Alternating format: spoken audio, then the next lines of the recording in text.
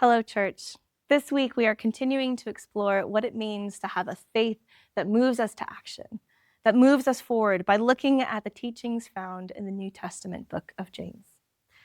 Last week, we heard from Bev about the power of our words. Our words have weight.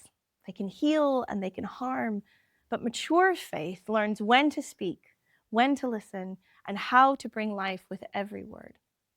This week, we are looking at finding clarity in chaos. Now, I couldn't help but laugh when the team asked me to talk about this week's passage because I feel like I have been preparing for this moment for the last several years. My life has been utter chaos. We're talking world-shattering, paradigm-shifting, utterly heart-wrenching chaos. And last year was the worst. I wonder how many of you have had a year like that. I wonder if after a month into this new year, you're dusting yourself off and looking around and thinking, what happened? Or maybe you're still in the midst of that season. Or maybe you know someone who is. My suspicion is that very few of us have been untouched by a time of confusion, a lack of clarity, a season of chaos. Today, we're going to be looking at James 3:13 to 4:12 and the kind of wisdom that is available to us in the midst of chaos. When it comes to the letter of James, I have a confession. I have always found this book really uncomfortable. It doesn't take much for me to feel like I'm being told off, and reading through James, there are so many moments when I wince at the intensity of the language.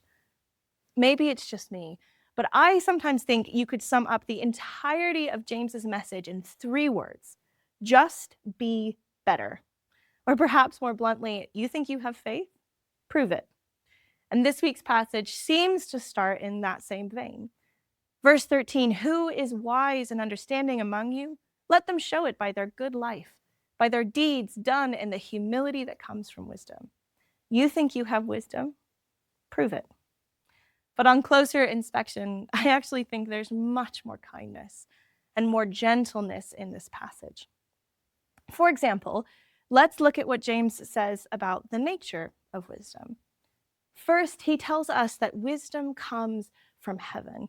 It's not something we have to drum up on our own or guess at or manifest really hard. It is a gift from the Lord. Verse 17, it is peaceable, gentle, open to reason, full of mercy, impartial, and sincere. In the midst of chaos, this is exactly what I'm looking for.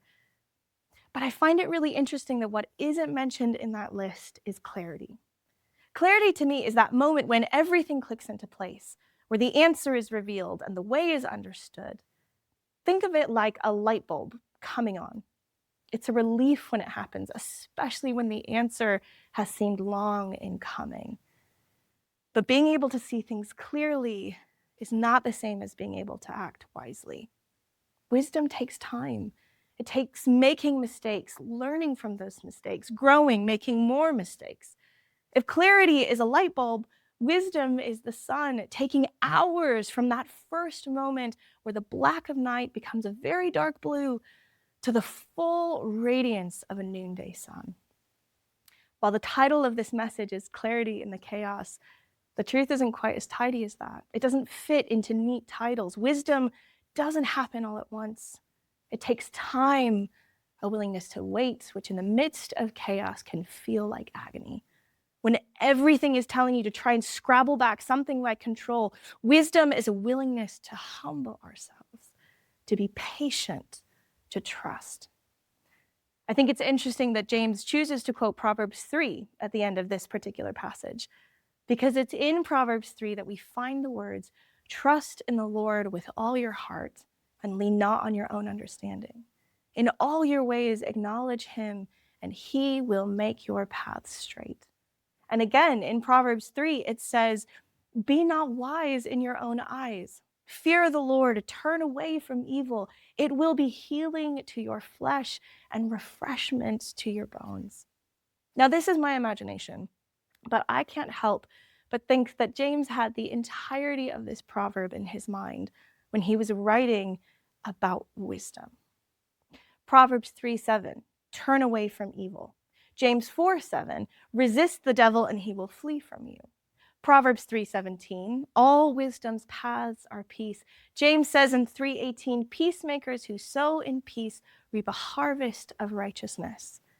Proverbs 3:6, in all your ways submit to him, and he will make your paths straight. James 3:13, who is wise and understanding among you?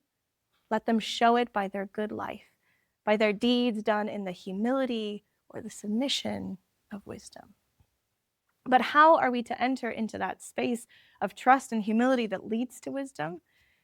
Now, James does give us some very helpful advice, but not before a very comprehensive list of how we might be the problem. In James 3:14-16 and in 4:1-2, James shows that sometimes conflict begins inside our hearts. Envy, selfish ambition, and unchecked desires inside us overflow into quarrels, disorder, and destructive behavior. There's the James I know. However, I can certainly resonate with some of this language and the struggles and battles that wage within me. The struggle between a desire to be patient and a desire for the car in front of me to please go the speed limit.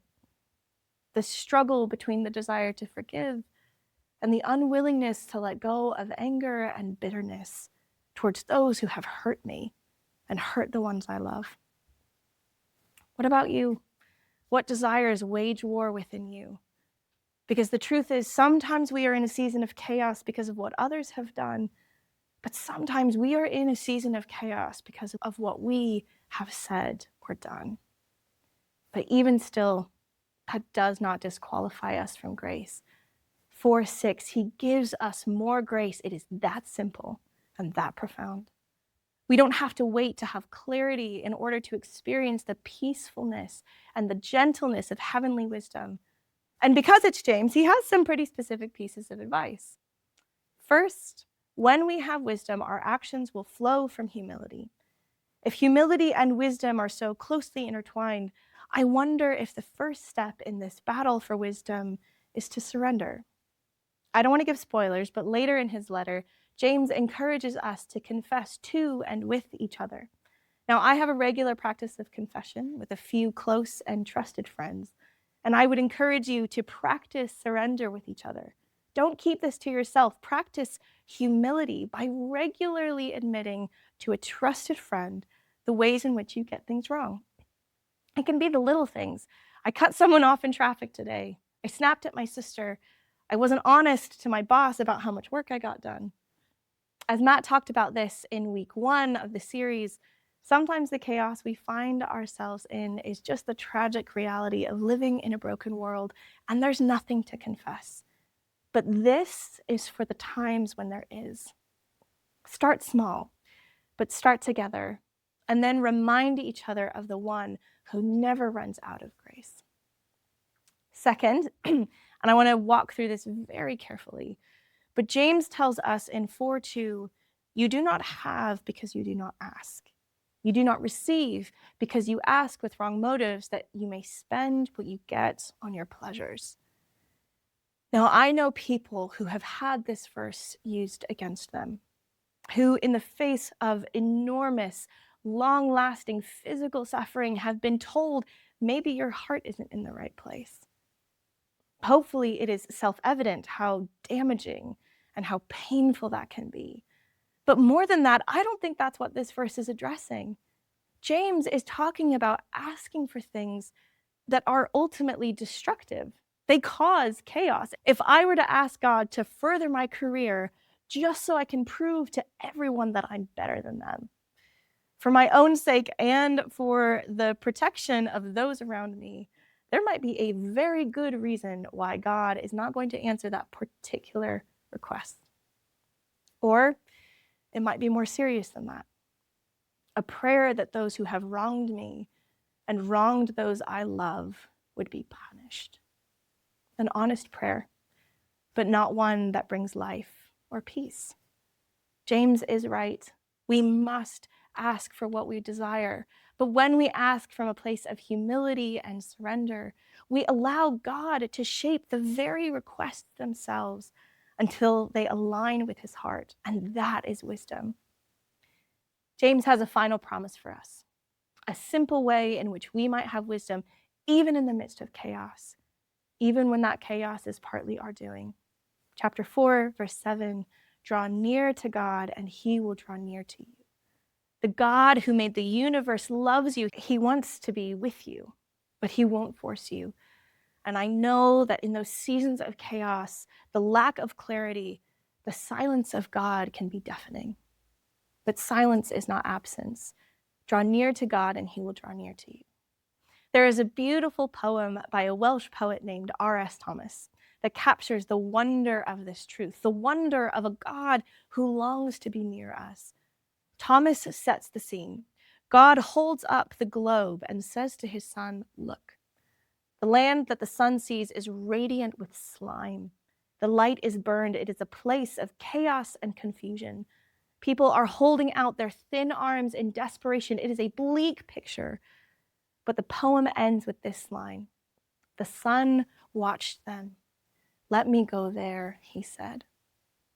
In the midst of chaos, when we long for wisdom, we surrender, we ask, we draw near, and we are met by the one who looked at our brokenness and said, let me go there.